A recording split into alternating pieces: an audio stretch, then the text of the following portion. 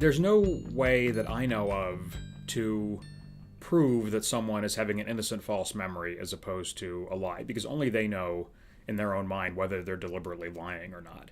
But there's a lot more false memory going on than I think we realize. And one reason I say that is that when the Brian Williams incident happened, and when the Hillary Clinton incident happened, almost nobody in the media that I noticed offered the explanation of memory distortion.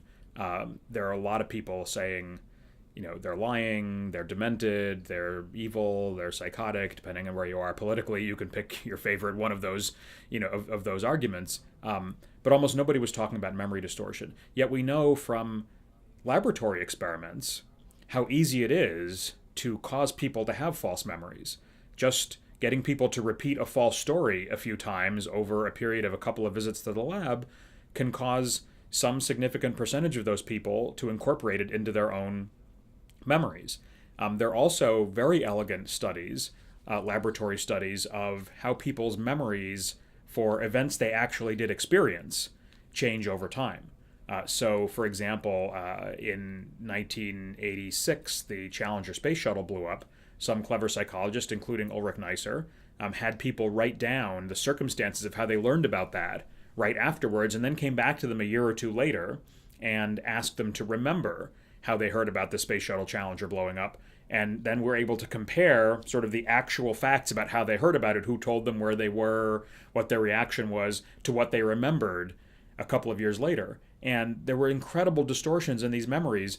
And for most people, that was a highly significant emotional event. It was tied up with national identity, national pride, teachers flying into space and so on. And yet those memories were just as distorted as any other kind of memory. So when we do have the opportunity to compare real facts with memories, when there isn't a motive for distorting, when they're not lying to, clearly not lying to get ahead deliberately, and they're surprised at it, we see lots of distortion. So what I take from that is that when we see a case where there's just a distorted memory, like with Brian Williams or with Hillary Clinton or with Bill O'Reilly or with other, well-known people who have done these things, we should think about the possibility that it's just an ordinary memory distortion and not that they are lying because of some motive to deceive or pump up their own reputation. They could be, but we don't really, we don't really know. And the memory distortion explanation seems a lot more possible than most people realize.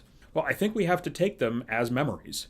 Right. I mean, fortunately, they're called memoirs, which does give us a little hint, right? But that's a little different from biography. Like my impression has always been that when someone calls something a memoir, they're basically telling you this is how I remember it, and hopefully they're not deliberately embellishing. Hopefully, when they do make mistakes, which are probably very common in memoirs, mostly mistakes we'll never know about because there aren't any other sources that we could go to corroborate, but we should just assume that they're full of mistakes, and these mistakes might not necessarily just be trivial details like thinking something happened in 1982 when it really happened in 1981.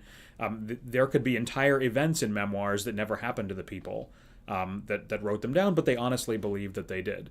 It's some people find this kind of depressing, that memory is that memory turns out to be much less accurate than we think it is, but I think we have to come to grips with it. And try to find ways to sort of be more evidence-based when it comes to the past, and not assume that memory is as accurate as people think it is. Or be more forgiving. Well, of course, we should also be more forgiving, right? When someone writes a memoir and it turns out they wrote something that wasn't true, there could be I no doubt there are people who are deliberately lying to exaggerate, but I think there's a lot more inadvertent memory distortion.